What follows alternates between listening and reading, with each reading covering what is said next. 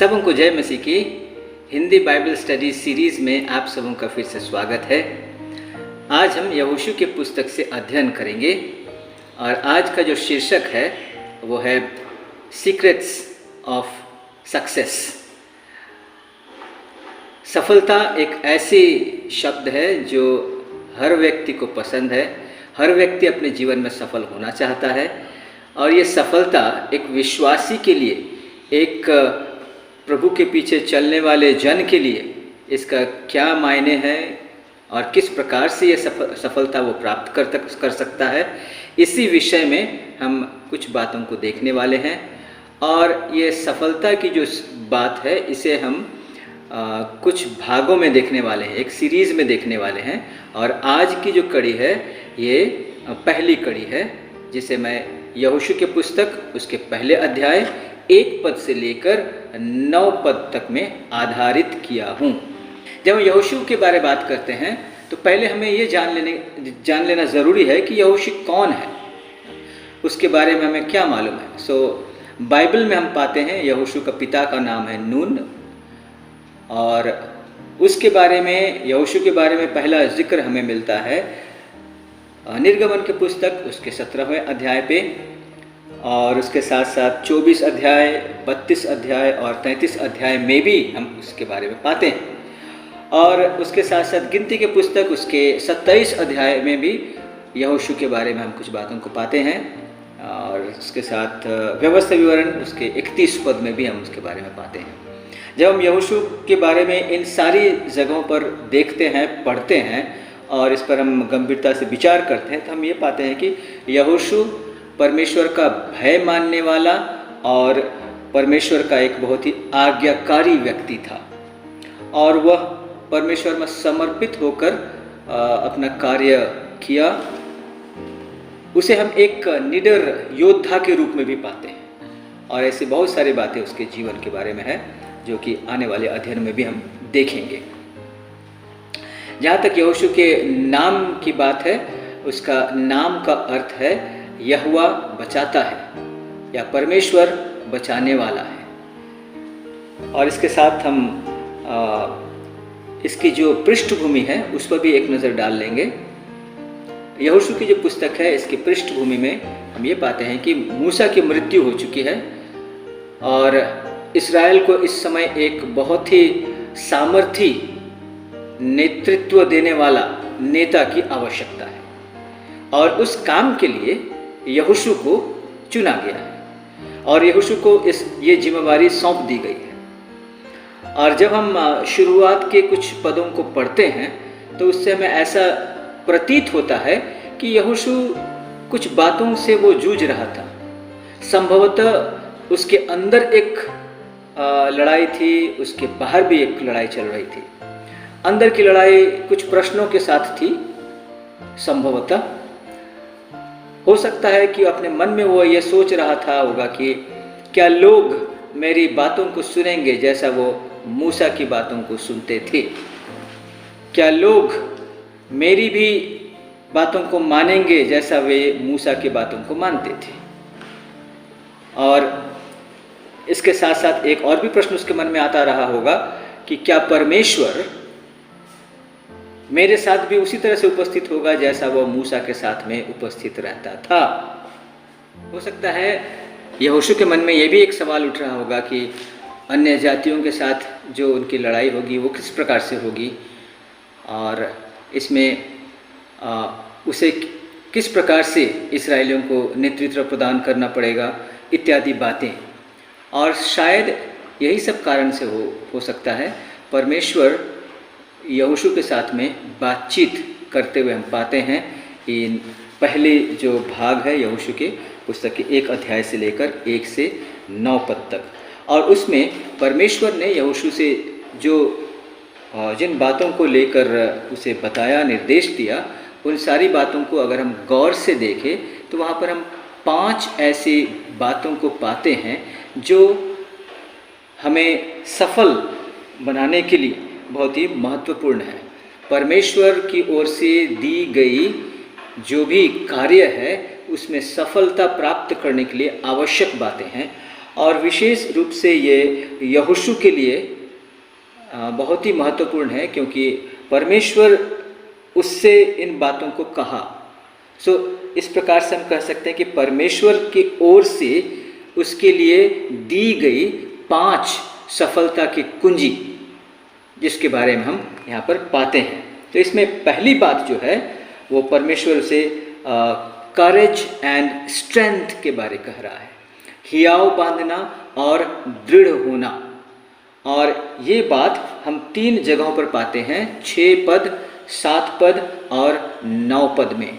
हमारी जो पहली बाइबल अध्ययन थी, जिसमें हमने इंडक्टिव बाइबल स्टडी के बारे में बात की थी, उसमें मैंने कहा था कि जब हम किसी भी बात को, किसी एक शब्द या वाक्य को बार बार आते हुए देखते हैं, वो इस बात की ओर इशारा करता है कि ये बहुत ही महत्वपूर्ण बात है।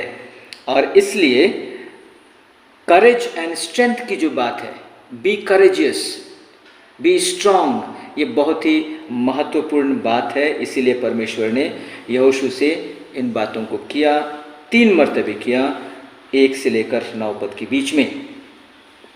और ये जब हम ये 2 शब्द को ऐसे सोचते हैं तो हम यही पाते हैं कि यहोशू के लिए जो परिस्थिति थी वो बिल्कुल नई परिस्थिति थी, नए रास्ते में जाना था, प्रतिज्ञा किए हुए देश में प्रवेश करना था, वहाँ के लोगों का सामना करना था।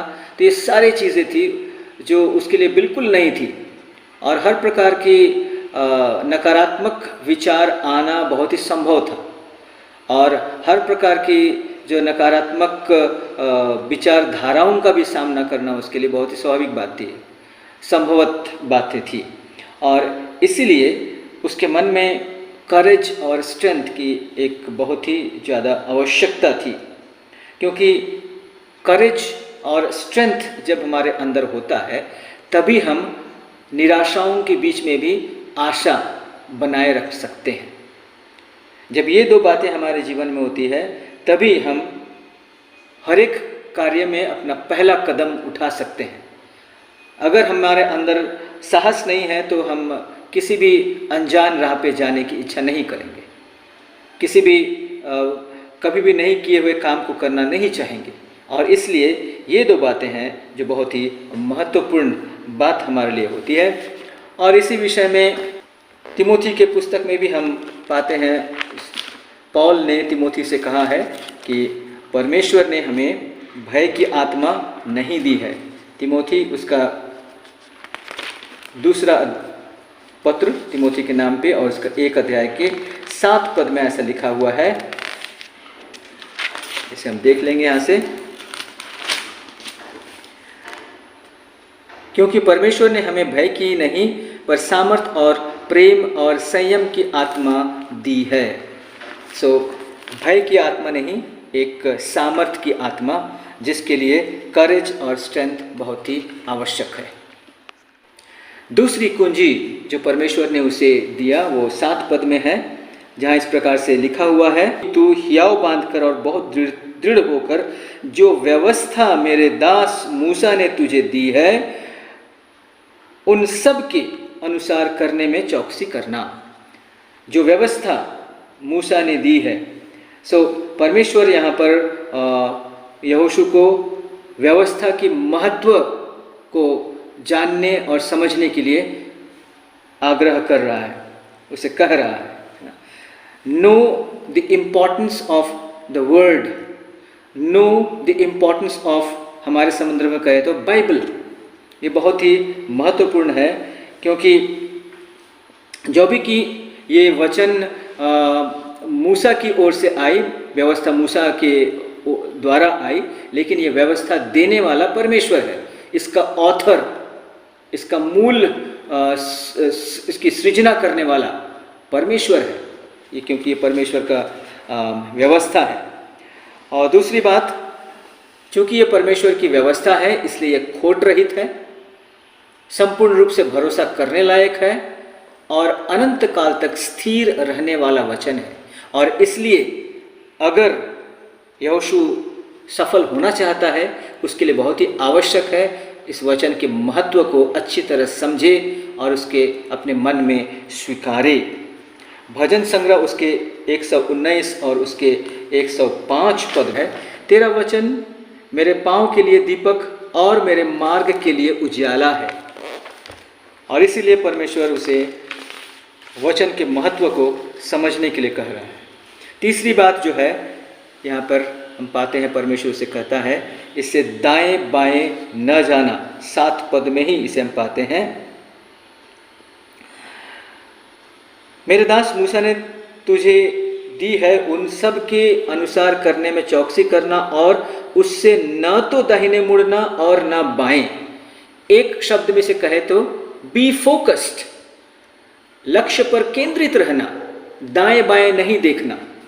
और लक्ष्य पर केंद्रित होना भी एक बहुत ही महत्वपूर्ण बात है यदि हम सफलता प्राप्त करना चाहते हैं। तो अगर कोई विद्यार्थी चाहता है कि वो बहुत ही अच्छे नंबर से पास होवे, तो उसे भी इस लक्ष्य को प्राप्त करने के लिए उस पर केंद्रित होना पड़ता है। इसी तरह से जीवन के हर एक क्षेत्र में जब हम किसी बात को करना चाहते हैं तो हमें फोकस्ड होना बहुत ज़रूरी होता है। जहाँ तक यहोशू की बात है, उसे नेतृत्व संभालनी है, लोगों के बीच में अपना एक पहचान कायम करना है और लोगों को सही रूप से प्रतिज्ञा के देश में पहुंचाना है। ये सारे कार्यों के लिए अगर वो फोकस्ड नहीं है तो ये काम नहीं कर सकता है। इसीलिए परमेश्वर से कहते हैं कि दाएं बाएं न देखना, है ना, फोकस्ड रहना, ध्यान केंद्रित करना। परमेश्वर को का कार्य सर्वश्रेष्ठ रूप से करने के लिए परमेश्वर में ध्यान केंद्रित होना एकदम ही आवश्यक है।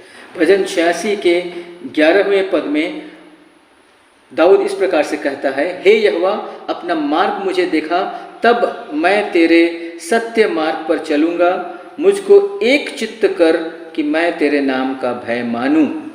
वो लक्ष्य केंद्रित होने के लिए एक विनती कर रहा है ना, मुझे एक चित्त की मन प्रदान कर। अंग्रेजी में है give me an undivided heart. क्यों? ताकि मैं उस लक्ष्य पर अपना ध्यान केंद्रित कर पाऊँ। सो किसी भी एक अगुवे के लिए या फिर किसी भी ऐसे व्यक्ति के लिए जो अपने जीवन में सफलता प्राप्त करना चाहता है, उसके लिए लक्ष्य केंद्रित होना, फोकस्ड होना बहुत ही आवश्यक बात है। चौथी जो बात हम यहाँ पर देखते हैं वो 7 पद में 8 पद में कहा है, व्यवस्था की यह पुस्तक तेरे चित्त से कभी न उतरने पाए, इसमें दिन रात ध्यान दिए रहना, इसलिए कि जो कुछ उसमें लिखा है उसके अनुसार करने की तू चौकसी करे। चौथी बात जो परमेश्वर यहाँ पर कह रहे हैं कि वचन को मनन करना, उस पर ध्यान टिकाए रखना दिन रात, और ये भी उसके लिए बहुत ही ज़रूरी बात है। वह भजन संग्रह उसके 1 अध्याय के 2 पद में भी हम इस बात को पाते हैं, परंतु वह तो यहोवा की व्यवस्था से प्रसन्न रहता है और उसकी व्यवस्था पर रात दिन ध्यान करता है। एक ऐसा व्यक्ति जो परमेश्वर में अपना जीवन बिताता है, उसके लिए यह एक बहुत ही महत्वपूर्ण बात है कि रात दिन परमेश्वर के वचन को मनन करना। जब परमेश्वर के वचन को हम मनन करते हैं तभी हम परमेश्वर के बारे में बहुत सारी बातों को जान सकते हैं, सीख सकते हैं, क्योंकि वचन परमेश्वर को और परमेश्वर की बातों को हम पर प्रकाशित करता है। जितना ज़्यादा हम उसे अध्ययन करते हैं उतनी अच्छी तरह से हम परमेश्वर को जान पाते हैं, उसे हम समझ पाते हैं, और उसके साथ साथ में उसकी इच्छा क्या है उसे भी हम जान पाते हैं। और इसीलिए परमेश्वर के वचन पर मनन करना बहुत ही महत्वपूर्ण है। हमारे सफलता के लिए ये भी एक कुंजी है। और 5वीं और अंतिम जो बात है उसमें ऐसा लिखा गया है कि इन सारी बातों को ध्यानपूर्वक पालन करना, इतना हो कि हियाव बांधकर और बहुत दृढ़ होकर जो व्यवस्था मेरे दास मूसा ने तुझे दी है उन सब के अनुसार करने में चौकसी करना। उन सब के अनुसार करने में चौकसी करना, बी डिलिजेंट, ध्यानपूर्वक इन सारी बातों को पालन करना। जितना अध्ययन करते हुए मिलते जाता है उससे और भी अधिक रूप से पालन करते हुए अपने जीवन में अप्लाई करते हुए आगे बढ़ते जाना, ये उसे निर्देश दिया गया है। जहाँ तक आज्ञाकारिता की बात है, ये इस बात को दिखाता है कि हम सचमुच परमेश्वर से प्रेम करते हैं। और इसके साथ साथ ये भी लिखा हुआ है कि परमेश्वर को बलिदान से ज़्यादा आज्ञाकारिता पसंद आती है। और ये आज्ञाकारिता ही है जो इस बात को दर्शाता है कि हम परमेश्वर पर कितना विश्वास और भरोसा करते हैं। यदि हम उस पर भरोसा करते हैं तो सचमुच उसके प्रति पूरा आज्ञाकारी होंगे। और ये सारी बातें परमेश्वर ने यहोशू को बताया। सो ये 5 जो कुंजी है यहाँ पर हम पाते हैं यहोशू के लिए। परमेश्वर ने कहा कि करेज और स्ट्रेंथ के लिए हियाव बांध, दृढ़ रह। और उसके बाद उसने कहा कि ये जो व्यवस्था की पुस्तक है उस पर ध्यान रखना। तीसरी बात, अपने लक्ष्य पर ध्यान केंद्रित रखना, दाएं बाएं न देखना। चौथी बात, वचन पर मनन करना। और पांचवी बात, मनन किए हुए बातों को अच्छी तरह से पालन करना। तो ये सारी बातें परमेश्वर ने यहोशू से कही। आज के अध्ययन में हमने देखा कि सफलता के लिए परमेश्वर ने यहोशू को किन बातों को करने के लिए कहा। परमेश्वर की ओर से दी गई सफलता की कुंजी के बारे में यहाँ पढ़ते हैं। और आने वाले दिनों में जो हम अध्ययन करने वाले हैं उसमें हम ये देखेंगे कि यहोशू अपने जीवन में एक सफल अगुआ होने के क्रम में किन किन बातों को उपयोग में लाया और किन बातों को अपने जीवन में स्थान दिया। यदि आप लोगों को ये अध्ययन अच्छी लगी है तो अपने दोस्तों के साथ भी, मित्रों के साथ भी इसे बांटिए, शेयर कीजिए, लाइक कीजिए। और अगर आपने सब्सक्राइब नहीं किया है तो इसे सब्सक्राइब कीजिए ताकि दूसरी जो वीडियो अपलोड होती है वो आपके पास में उसका नोटिफिकेशन पहुंचने पाए। आज के लिए इतना ही। आने वाले दिनों में फिर से एक नए स्टडी को लेकर आपके बीच में आने वाला। धन्यवाद।